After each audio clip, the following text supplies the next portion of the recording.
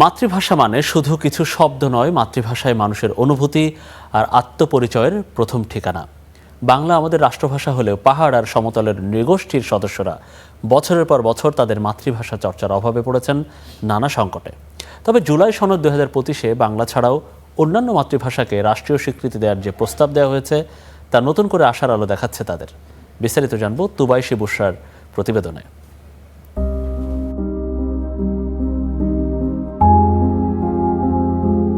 মাবাজে সদাহনাই সুনজুক মাবাজে মনহদা হুলি হয়ে ফাললে ইলমরে। বাংলায় তর্জমা করলে যার মানে দাঁড়ায় মাতৃভাষায় কথা বলতে পারাটাই তো স্বস্তির। মায়ের ভাষায় মনের কথা বলতে পারলেই আসে তৃপ্তি।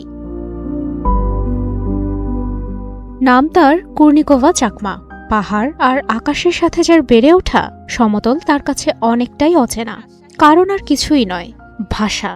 কোনো একটা জনসমাগমে আপনি কথা বলছেন, কিন্তু আপনার কথা এখন বলার আগে আমার এইটা অনেক টেনশন থাকে যে আমি এটা বললে ওরা কি এইটা কি ওদের মতো করে উচ্চারণটা শোনাবে না, আমি কি আসলে কথা বলবো কি না। আমার ভাষার অ্যাকসেন্ট এসে যায়, আমার ভাষার টান থাকে।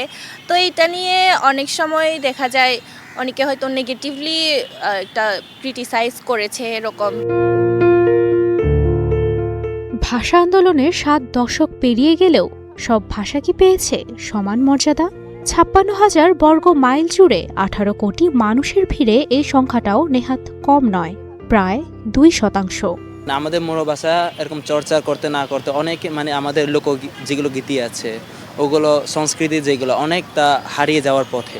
বেশিরভাগ টাইমে বাসার বাইরে থেকে লেখাপড়া করছে, এতে আমাদের নিজেদের মাতৃভাষাও প্রায় ভুলার দিকে। নিজের ভাষার মধ্যে বাংলা একটা যখন ঢুকায়, ইংলিশ একটা ওয়ার্ড ঢুকায়, এটা আমাদেরকে খুব অস্বস্তিকর বোধ ফেলায়।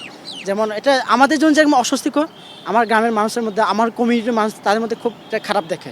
আমি বাংলাভাষী, আমি বাংলায় সব কিছু করতেছি, রাষ্ট্রীয় ভাষা, আমি তাদের মতো করে চলার চেষ্টা করতেছি। তখনও আমাদের সমস্যা, যখন আমরা নিজেদের মতো থাকতে চাই তখন আমাদেরকে বলে যে এরা তো পাহাড়ের লোক, পিছিয়ে পড়ার লোক, এই বলে তাদেরকে হেয়ন্ন করা হয়। তবে সেই ভাষার বৈচিত্র্যে জুলাই সনদ যেন বসন্তের নতুন পত্রপল্লব, যেখানে বাংলা ছাড়াও সকল মাতৃভাষাকে স্বীকৃতি দেওয়ার প্রস্তাব যেন আশা আর প্রত্যাশার যুগলবন্দি সুর। যদি বাস্তবায়ন হয়, আমি মনে করি যে উন্নয়নগুলো হবে আমাদের ভাষাগত যে বৈষম্য সেটা দূর হবে। খুমি দিয়ে যদি পাঠ্যপুস্তক করা হয় সেক্ষেত্রে অবশ্যই আমরা সেখানে কাজ করতে পারবো, যারা আমরা এখন পাবলিকে বা বিভিন্ন ইউনিভার্সিটিতে যারা পড়তেছে, অনার্স করতেছে। আমাদের আদিবাসীদের যে মাতৃভাষাগুলো যে চর্চা, এগুলো বিলুপ্ত হয়ে যাচ্ছে। আমি মনে করি এগুলো সংরক্ষিত থাকবে। এইটা আশা রাখবো যে এই উদ্যোগটা যাতে শুধুমাত্র কাগজে উদ্যোগ হয়ে না থাকে, যাতে আমরা এর বাস্তব প্রতিফলনও দেখতে পাই। আন্তর্জাতিক মাতৃভাষা ইনস্টিটিউটের পরিচালকও সুর মেলালেন একই তালে, জানালেন জাতির বিকাশে মাতৃভাষার গুরুত্ব কতখানি। উপলব্ধি যদি করতে না পারে তাহলে তার কগনিটিভ অ্যাসপেক্ট বা ডেভেলপমেন্ট সেটি কিন্তু সঠিকভাবে হয় না। এটি একটি বড় একটা সমস্যা। তারপরে ইথিওপিয়ার এক গবেষণা দেখা গেছে, মাতৃভাষায় যদি কোনো শিক্ষার্থী শিক্ষা গ্রহণ করতে না পারে তাহলে জাতীয় পর্যায়ে তাদের অবদান 2 থেকে 3%, কম না কিন্তু, শতকরা 2 থেকে 3 ভাগ তারা সেই অবদান রাখতে পারে না। একটি জাতির পরিচয় তার ভাষা, কিন্তু এদেশের আদিবাসীদের ভাষা এখন অস্তিত্বের মুখে।